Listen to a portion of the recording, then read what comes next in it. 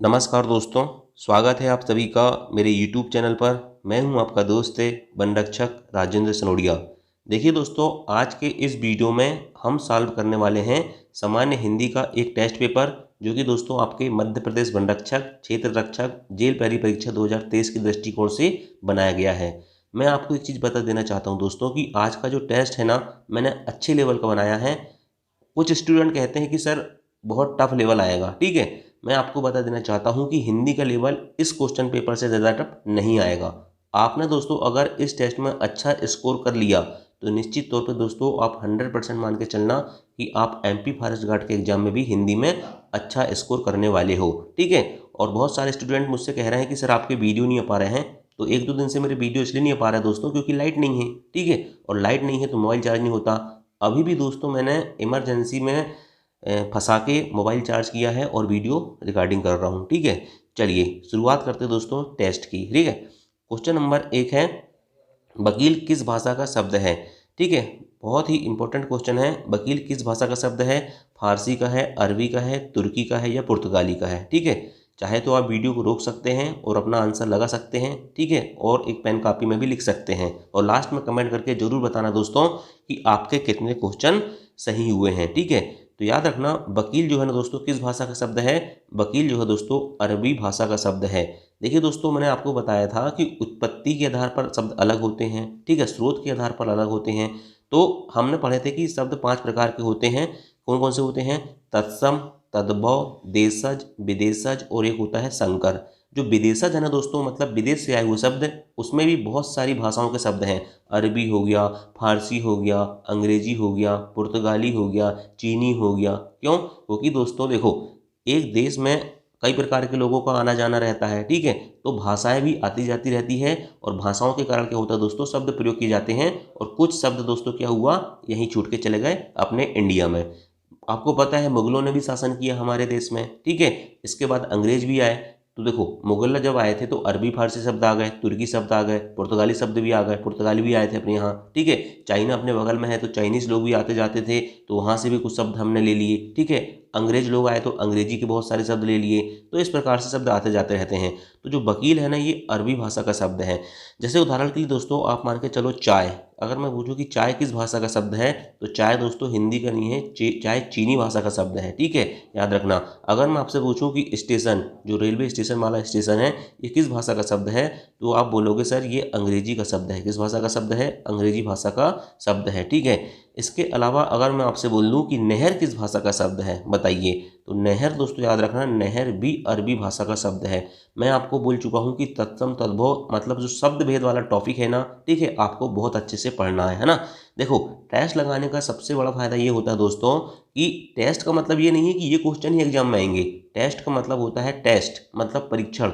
आपको अपना परीक्षण स्वयं करना है कि हमसे किस टॉपिक के क्वेश्चन नहीं बन रहे हैं, और आपसे जिस टॉपिक के क्वेश्चन नहीं बन रहे हैं उसको एक बार फिर से कॉपी पलट के हमको देखना जरूरी होता है। ठीक है, ये होता है ओरिजिनल टेस्ट का मतलब। ठीक, चलिए नेक्स्ट क्वेश्चन देखते हैं।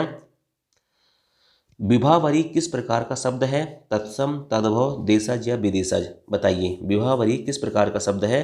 तत्सम, तद्भव, देशज या विदेशज शब्द है। देखिए दोस्तों, जो विभावरी है ना, ये तत्सम शब्द है। क्या है? विभावरी तत्सम शब्द है। और याद रखना मेरे भाई, विभावरी का तद्भव शब्द नहीं होता है। ये बहुत इंपॉर्टेंट चीज हो जाती है। ऐसा कोई जरूरी नहीं है कि हर तत्सम शब्द का तद्भव शब्द हो। जैसे उदाहरण के लिए दोस्तों मैं लिखता हूँ जल। ठीक है, एक लिखता हूँ समुद्र। ठीक है, एक लिखता हूँ नदी। ठीक है, तो याद रखना दोस्तों, जल, समुद्र, नदी ये भी तत्सम शब्द हैं, संस्कृत के समान है, लेकिन इनके तद्भव नहीं है। इसी प्रकार से विभावरी शब्द भी दोस्तों याद रखना तत्सम शब्द है, संस्कृत का शब्द है, लेकिन इसका तद्भव नहीं है। ठीक है, चलिए नेक्स्ट क्वेश्चन देखते हैं। क्वेश्चन नंबर 3 है, अगर वर्षा होगी तो फसल भी होगी किस प्रकार का वाक्य है? विधानवाचक है, इच्छावाचक है, विस्मयवाचक है या संकेतवाचक है? मैंने आपको बोला है कि वाक्य भेद, काइंड्स ऑफ सेंटेंस टॉपिक जो हिंदी का है उसे बहुत अच्छे से पढ़ना है आपको। ठीक है, और खासकर दोस्तों उसमें अर्थ के आधार पर जो वाक्य के भेद होते हैं। ठीक है, तो देखिए, अगर वर्षा होगी तो फसल भी होगी किस प्रकार का वाक्य है? इसका आंसर बताता हूँ पहले मैं, संकेतवाचक है ये। ठीक है, क्यों? देखिए दोस्तों, यहाँ पर क्या हो रहा है, देखो अगर वर्षा होगी मतलब दोस्तों वर्षा होगी तो फसल होगी और वर्षा नहीं होगी तो फसल नहीं होगी। मतलब दोस्तों अगर एक क्रिया होगी यानी कि वर्षा होगी तो दूसरी क्रिया होगी फसल होगी, अगर एक क्रिया होगी तो दूसरा क्रिया होगी। ठीक है, तो इससे क्या हो रहा है, हमें एक संकेत मिल रहा है। ठीक है, क्या मिल रहा है, एक संकेत मिल रहा है। ठीक है, इसलिए दोस्तों ये कैसा वाक्य है, संकेतवाचक वाक्य है। एक और दो उदाहरण की बात और बताता हूँ मैं आपको। जैसे कभी कभी बोलते हैं कि यदि परिश्रम करोगे तो अवश्य सफल होगे, परिश्रम करोगे तो ही सफल होगे, परिश्रम करोगे तो सफल नहीं होगे। मतलब ये एक संकेत है, एक इंडिकेशन है। ठीक है, ऐसे एक और उदाहरण देखते हैं। पिताजी अभी आ जाते तो बहुत अच्छा होता, पिताजी अभी आ जाते तो बहुत अच्छा होता। मतलब दोस्तों एक क्रिया का होने के ऊपर दूसरी क्रिया डिपेंड कर रही है, तो उसे हम क्या कहते हैं, संकेतवाचक कहते हैं। अब देखिए विधानवाचक क्या होता है। विधानवाचक का मतलब दोस्तों याद रखना, जिसमें क्रिया के करने या होने की सूचना मिलती है। जैसे सिंपल सा वाक्य है, राम पढ़ रहा है, ठीक है, वर्षा हो रही है। ठीक है, तो ये दोस्तों विधानवाचक वाक्य होते हैं। इच्छावाचक वाक्य क्या होते हैं, इच्छावाचक बात दोस्तों जिसमें इच्छा हो गया, शुभकामनाएं हो गया, विशेष हो गई, हम बर्थडे विश करते हैं ना, ये सब इच्छावाचक वाक्य होते हैं। जैसे कहते हैं कि तुम्हारा कल्याण हो, क्या कहते हैं, तुम्हारा कल्याण हो। ठीक है, या कहते हैं कि भगवान तुम्हें लंबी उम्र दे दे। ठीक है, या तो आज तो मैं केवल फल खाऊंगा, जैसे आज तो मैं केवल फल खाऊंगा, खाना वाना कुछ नहीं खाऊंगा, तो ये मेरी इच्छा है, तो इसको इच्छावाचक कहते हैं। और विस्मयवाचक क्या होता है, विस्मयवाचक मतलब दोस्तों जिससे आश्चर्य हो गया, घृणा हो गया, क्रोध हो गया, शोक हो गया, इस प्रकार के भाव को प्रकट करने के लिए विस्मयवाचक वाक्य का प्रयोग किया जाता है। जैसे उदाहरण के लिए बताता हूँ मैं, शाबाश तुमने बहुत अच्छा काम किए, शाबाश तुमने बहुत अच्छा काम किए। ठीक है, तो ये क्या होता है, विस्मयवाचक होता है। लेकिन अगर वर्षा होगी तो फसल होगी किस प्रकार का वाक्य है, संकेतवाचक वाक्य है। चलिए नेक्स्ट क्वेश्चन देखते हैं। क्वेश्चन नंबर 4 है, कान उमेटना मुहावरे का अर्थ है। ठीक है, तो कान उमेटना मुहावरे का अर्थ मैं बता देना चाहता हूँ आपको दोस्तों। देखिए जो शरीर के जो अंग है ना, जैसे अंगूठा हो गया, उंगली हो गया, ओंठ हो गया, कलेजा हो गया, खून हो गया, गाल हो गया, गर्दन हो गया, इस प्रकार के मुहावरे बहुत अच्छे से याद करना। मुहावरे को अंग्रेजी में क्या कहते हैं, इडियम्स कहते हैं। ठीक है, बहुत अच्छे से याद रखना, बहुत ज़्यादा कन्फ्यूजन होता है। कान उमेटना मुहावरे का अर्थ क्या होता है, शपथ लेना, सावधान करना, ध्यान देना या प्रतिज्ञा करना। ठीक है, तो कान उमेटना शब्द का अर्थ होता है दोस्तों, क्या होता है, शपथ लेना होता है। क्या होता है, शपथ लेना होता है। प्रतिज्ञा करना एक अलग चीज़ होती है और शपथ लेना एक अलग चीज़ होती है। प्रतिज्ञा दोस्तों क्या होती है, जैसे चाणक्य ने प्रतिज्ञा की थी कि मैं कब तक बाल नहीं कटाऊंगा। आप बताना चाणक्य ने कौन सी प्रतिज्ञा ली थी, बताइए, और किसके लिए ली थी, है ना। और शपथ लेना मतलब दोस्तों, शपथ आप समझ रहे होंगे, जैसे राष्ट्रपति महोदय शपथ लेते हैं, ठीक है, प्रधानमंत्री लेते हैं। ठीक है, ये शपथ अलग चीज़ होती है ना। तो याद रखना, कान उमेटना का अर्थ होता है शपथ लेना। क्या होता है, शपथ लेना। और सावधान करना और ध्यान देना। देखिए मैं आपको बताता हूँ, कान उमेटना मतलब शपथ लेना, सावधान करने का मतलब दोस्तों कान के संदर्भ में आएगा, कान खोलना। कान खोलना का मतलब क्या होता है, सावधान करना होता है। ध्यान देना अगर बोले तो इसमें कहते हैं हम कान देना। कान देना मतलब क्या होता है, ध्यान देना। और प्रतिज्ञा करना में कान का क्या संबंध होता है, कान पकड़ना। कान पकड़ना मतलब क्या होता है, प्रतिज्ञा करना है। कहते हैं ना कि कान पकड़ो, अगली बार से तुम ऐसा काम नहीं करोगे, तो उसको कहते हैं हम प्रतिज्ञा करना। और कान कान खोलना, ठीक है, कान खोलना मतलब सावधान करना। कहते हैं ना कि कान खोल लो, सावधान हो जाओ। और कान देना, कहते हैं ना कि कान दो बार भाई इधर, ठीक है, मतलब कान ध्यान से सुनो, कान से, ठीक है, मतलब ध्यान दो। और काम उमेटना मतलब शपथ लेना होता है। ठीक है, चलिए नेक्स्ट क्वेश्चन देखते हैं। लड़का तो लड़का ही है, लड़का तो लड़का ही है, कौन सा अलंकार है इस वाक्य में, बताइए। ठीक है, तो मैंने आपको पहले भी पढ़ा चुका मेरे भाई कि देखिए लड़का तो लड़का ही है, इसमें होगा आपका कौन सा, लाटानुप्रास अलंकार। देखो अनुप्रास अलंकार क्या होता है, जहाँ वर्णों की आवृत्ति होती है उसे हम क्या कहते हैं, अनुप्रास अलंकार कहते हैं। जैसे बचपन का एक उदाहरण, चारूचंद्र की चंचल किरणें खेल रही थी जल थल में, यहाँ च वर्ण की आवृत्ति हो रही है। चंदू के चाचा ने चंदू की चाची को चांदी की चम्मच से चांदनी रात में चटनी चटाई, यहाँ च वर्ण की आवृत्ति हो रही है। ये भी क्या है, अनुप्रास अलंकार है। लेकिन अनुप्रास अलंकार के भी बहुत ज़्यादा भेद होते हैं। अनुप्रास अलंकार के बहुत सारे भेद होते हैं, 5 प्रकार के भेद मैंने बता चुका हूँ।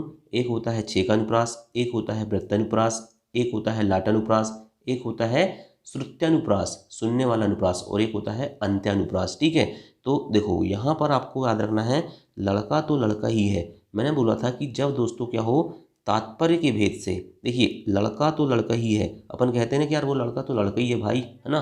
तो लड़का मतलब क्या हो रहा है दोस्तों, एक लड़का का मतलब है कि कोई भी लड़का हो सकता है, ठीक है, सामान्य लड़का, लेकिन लड़का ही है तो ये लड़का ही है।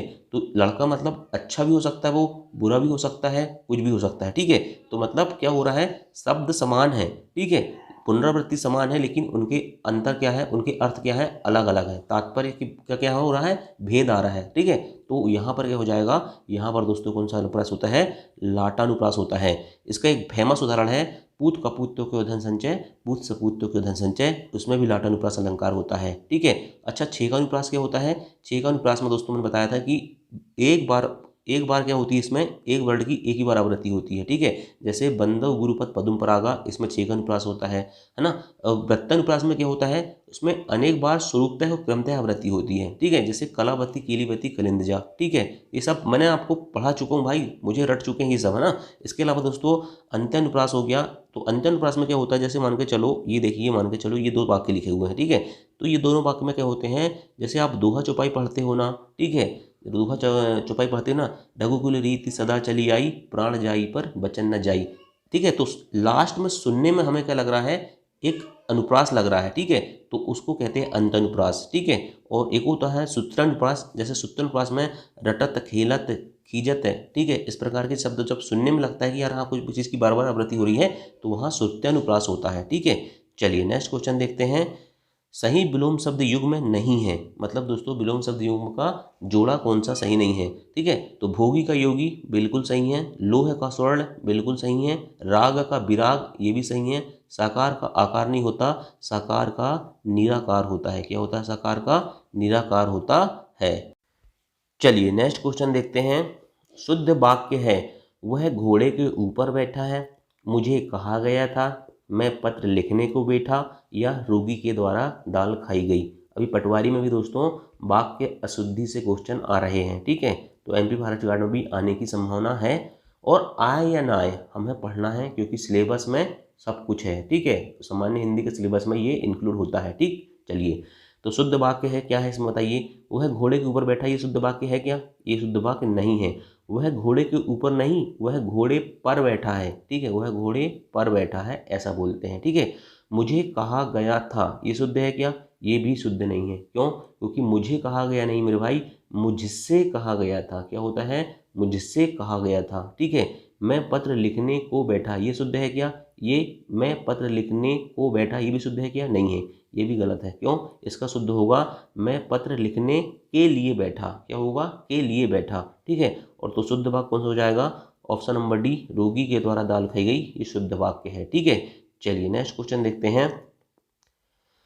निम्न में से किस शब्द में तत्पुरुष समास नहीं है, ठीक है। राजपुत्र, प्राणप्रिय, पराधीन, विद्यासागर। चलिए ठीक है, अपना आंसर लगाइए। राजपुत्र, प्राणप्रिय, पराधीन और विद्यासागर। तो इसमें दोस्तों याद रखना, प्राणप्रिय में क्या नहीं है, तत्पुरुष समास नहीं है, इसमें क्या है, कर्मधारय समास है। कौन सा समास है, कर्मधारय समास है। देखो जब विभक्ति आती है, राजपुत्र क्या होता है, राजा का पुत्र का आ रहा है, मतलब संबंध तत्पुरुष समास हो गया, ठीक है।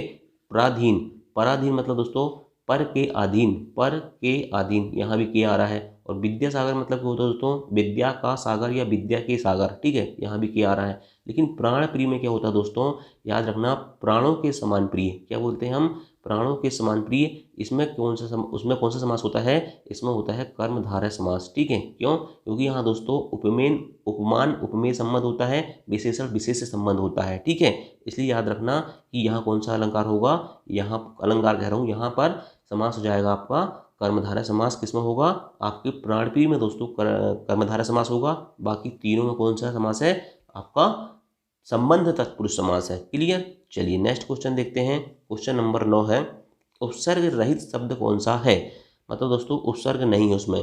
सुयोग, देखिए मैंने आपको बता चुका हूँ कि उपसर्ग क्या होता है, जो शब्द के पहले जुड़ते हैं, और एक क्या होता है, अर्थ निकलना चाहिए, ठीक है। ऐसा नहीं है कि आप कुछ भी जोड़ दोगे तो वो उपसर्ग हो जाएगा, है ना। देखो सुयोग में दोस्तों योग है, सु प्लस योग है, ये क्या है, सु प्लस योग है।